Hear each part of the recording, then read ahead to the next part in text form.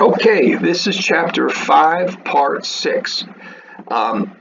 We left off last time we skipped over a version of what's called a subcultural theory. We have here a second one developed by a researcher's name was Miller, but we'll again skip this in the interest of time.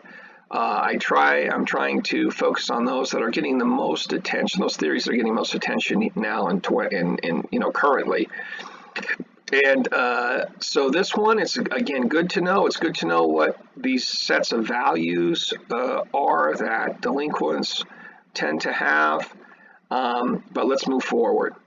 Now this one I should mention because it's another sociological classic that's still studied a lot.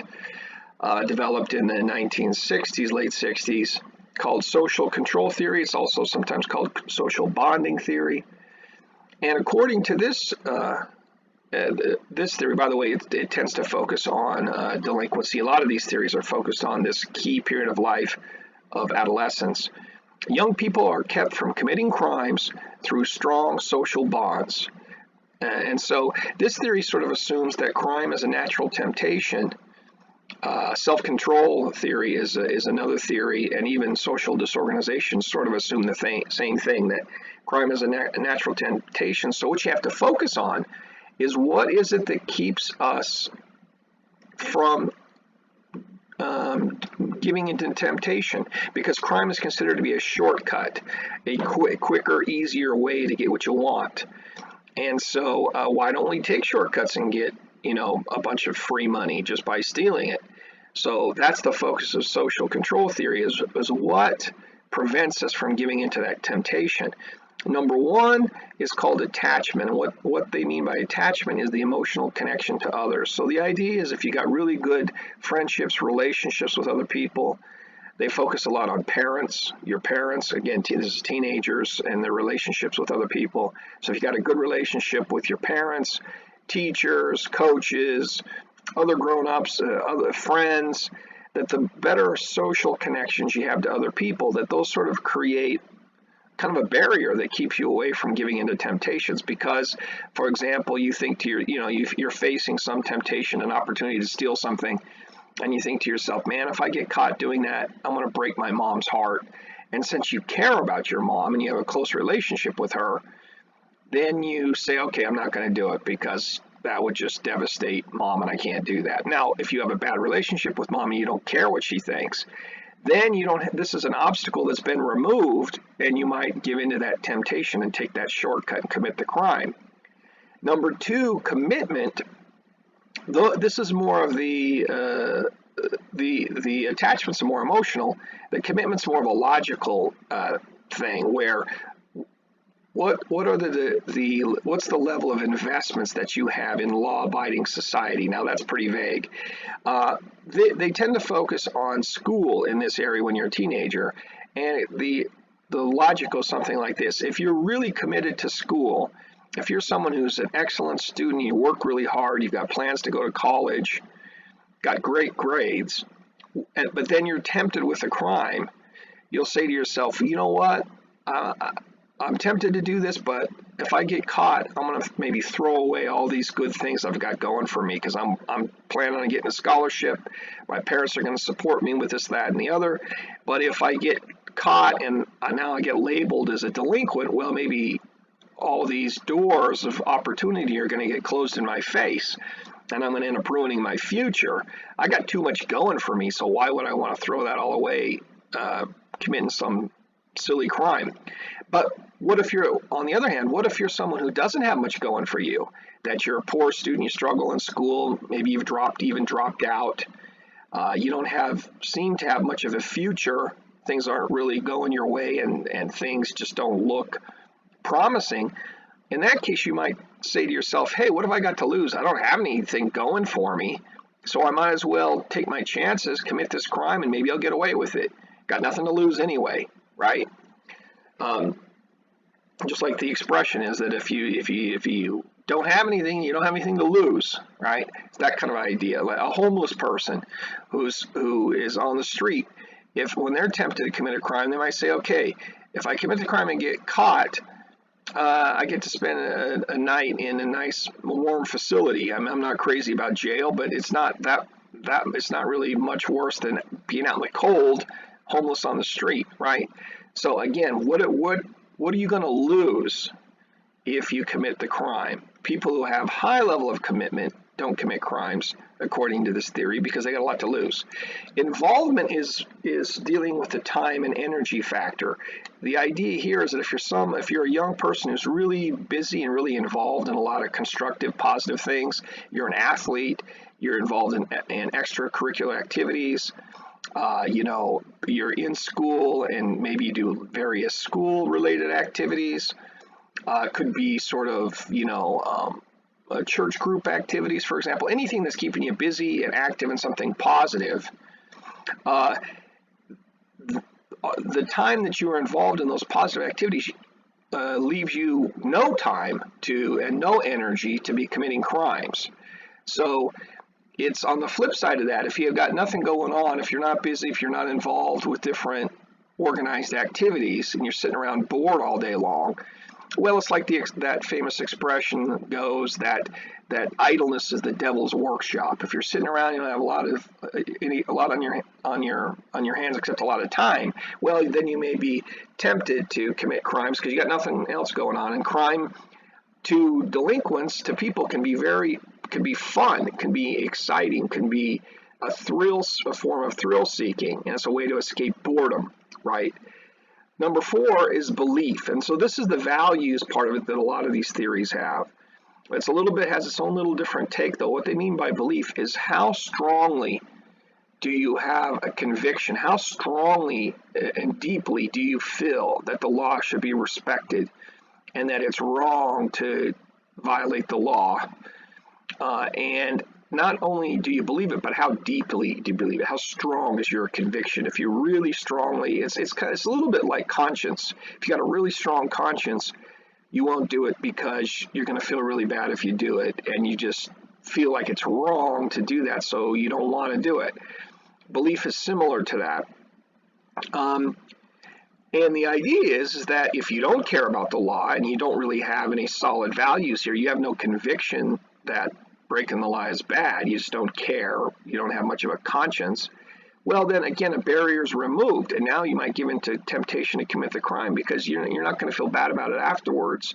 It's not going to violate your core beliefs. You don't have strong beliefs in the first place.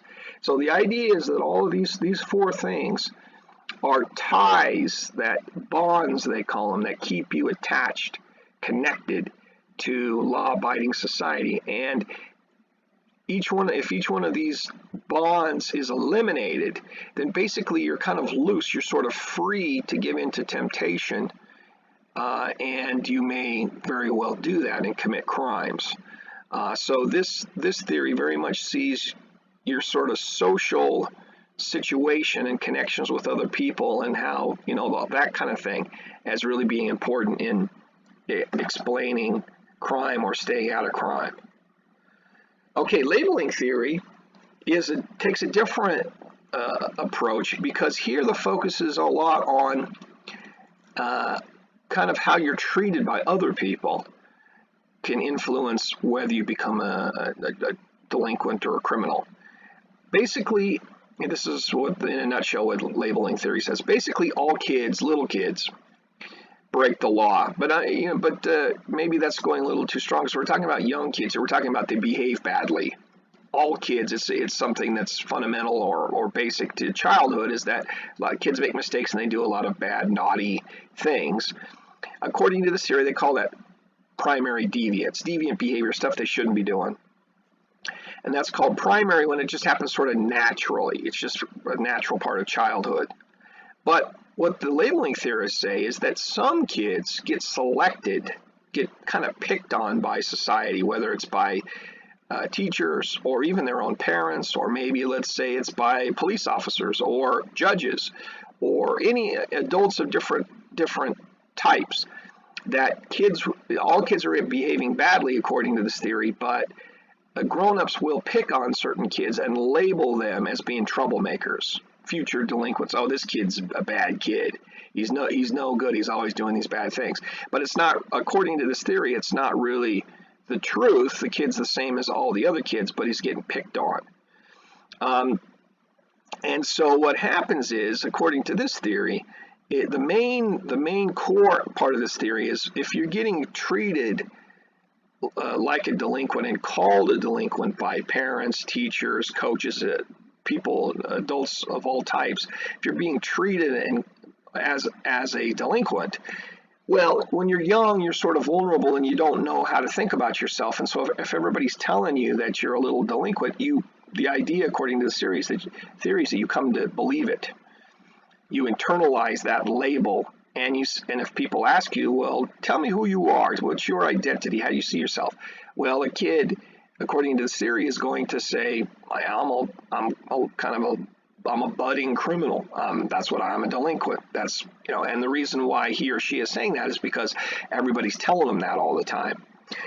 So you sort of internalize that label, and then you start to act in accordance with that self-identity. I see myself as a delinquent. Well, I'm going to go commit crimes because that's who I am. Everybody tells me that's what I am, and I believe grown-ups when they tell me stuff, and so I'm going to act like a delinquent because that's my identity. And so when they break the law because that's who they think they are, they have that criminal or delinquent identity, then that's called secondary deviance, because it's not just a natural kids being naughty. Now it's I'm doing it because that's how I see myself. I see myself as a delinquent because that's what everybody tells me I am, right? That's called secondary deviance. It's deviance that's done as a result of being labeled.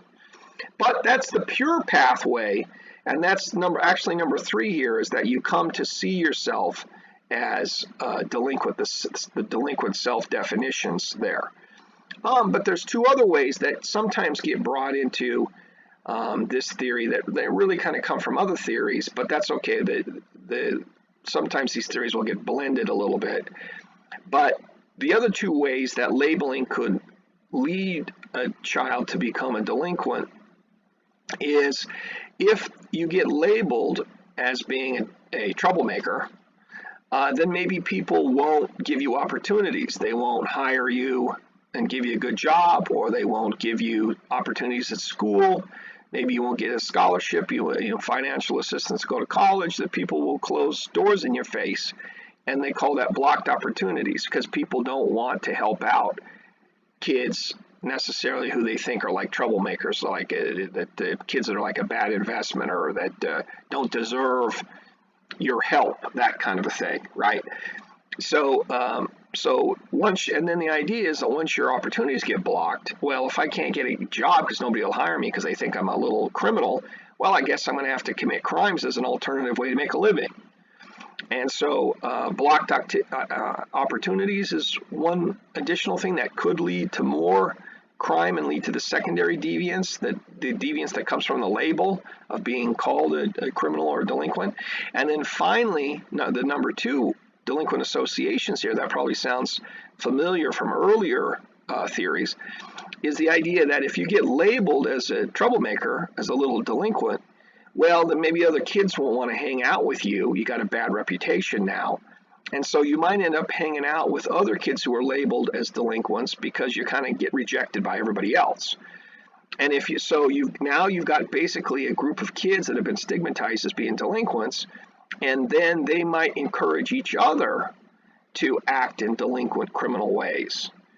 And so they, this idea of you come together, everybody thinks that we're no good, we're little criminals, and so, well, that's who we are, so let's go do it. And then they encourage each other in crime.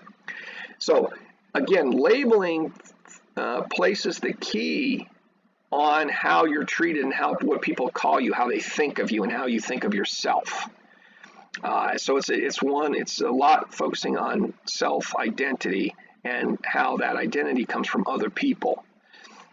So again, a different kind of approach. Every approach has its own novel, slightly different way of looking at things. Now, this last page, I don't have a lot of time, so I'm going to have to cut this short. Again, we'll cover everything fully in the criminology course and other courses. So, no worries if I gloss over some theory that you like or something.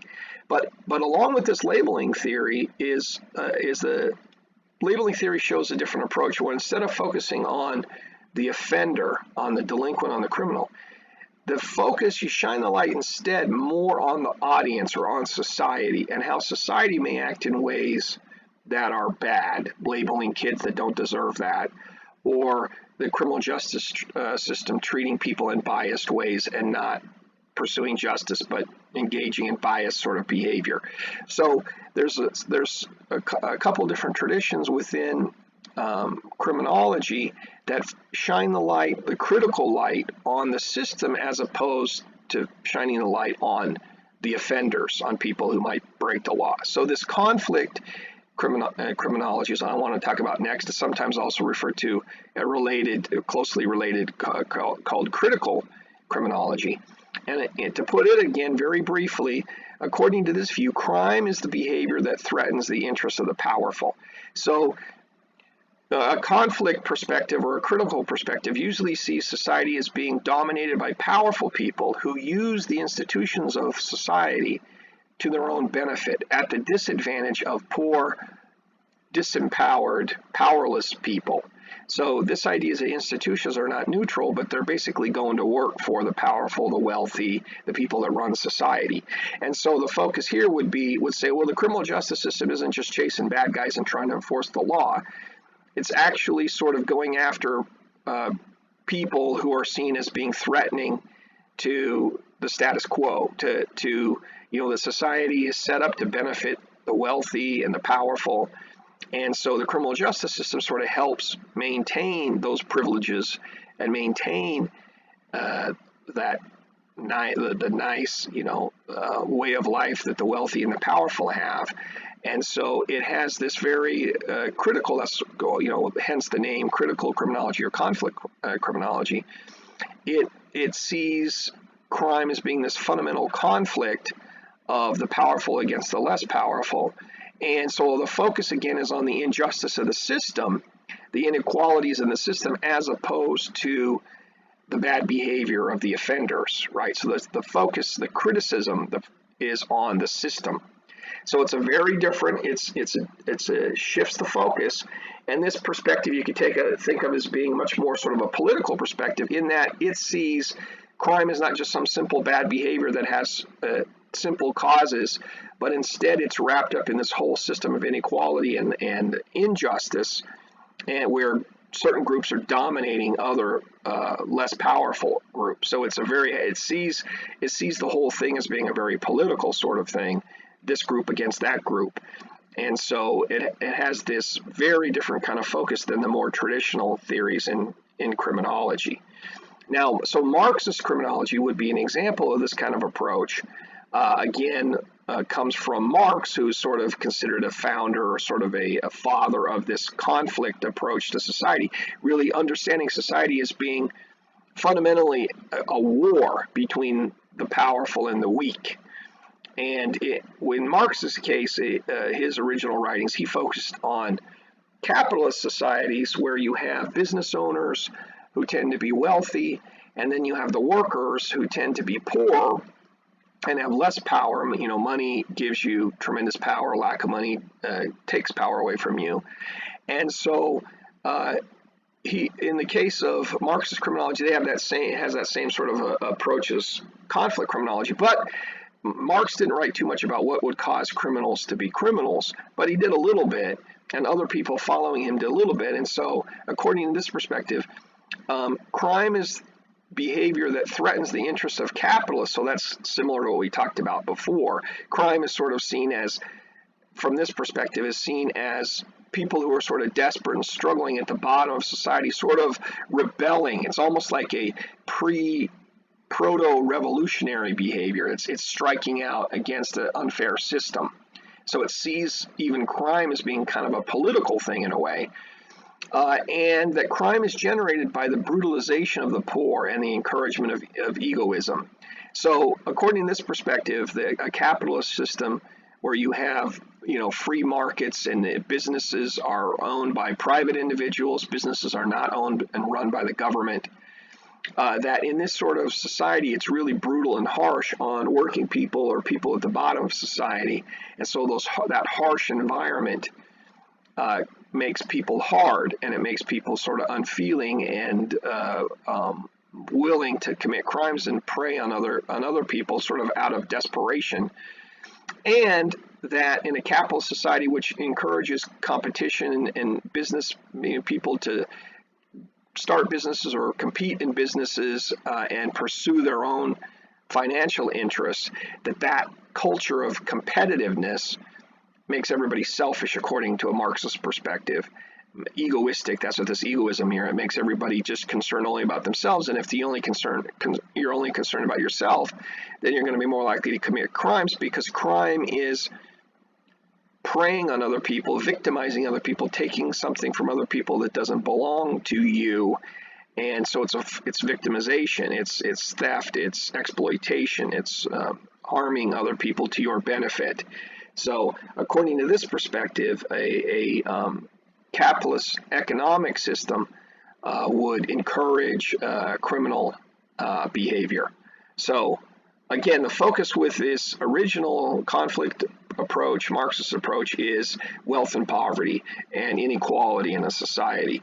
Now, a similar sort of logic in more recent decades that's been applied, instead of looking at the conflict between the wealthy and the poor, in recent decades, you've had the same conflict approach looking at powerful groups versus less powerful groups. But in this case, with feminist theory, males are seen as being the powerful, domineering group, and females as being those who are subjugated, who are without power, and that the structures of society, the way society is organized, is kind of to the advantage of men and to the disadvantage of women. So it's the same kind of conflict idea, but instead of focusing on social class, wealth versus poverty, here it's male versus female.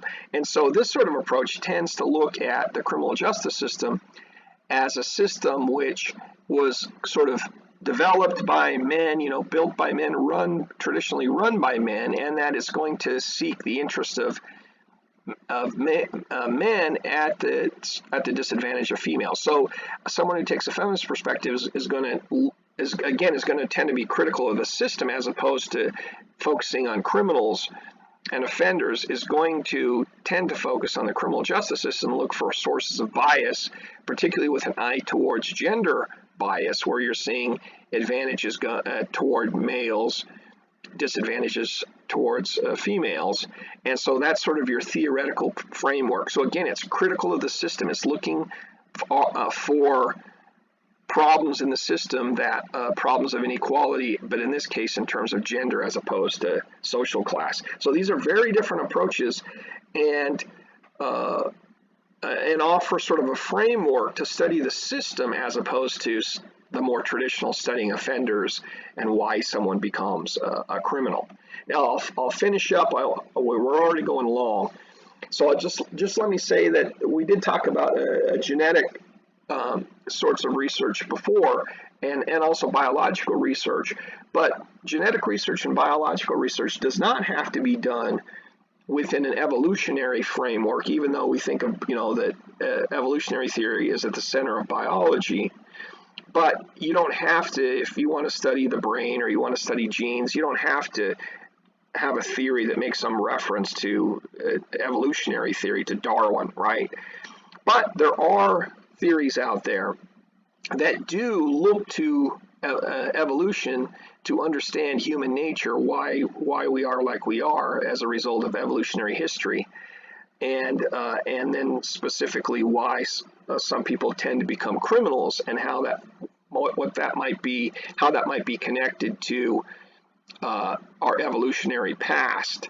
And so I put here in just a nutshell, there's various varieties of these evolutionary theories, or I'm calling it here a biosocial theory. But this is just one, just to give you a flavor of this. This is one kind of hypothesis or theory that you'll see out there, that crime is a crude form of competition for status, especially prevalent among males. So it sort of sees, because again, if you take this evolutionary point of view, you see humans as sort of engaged in competition, survival of the fittest.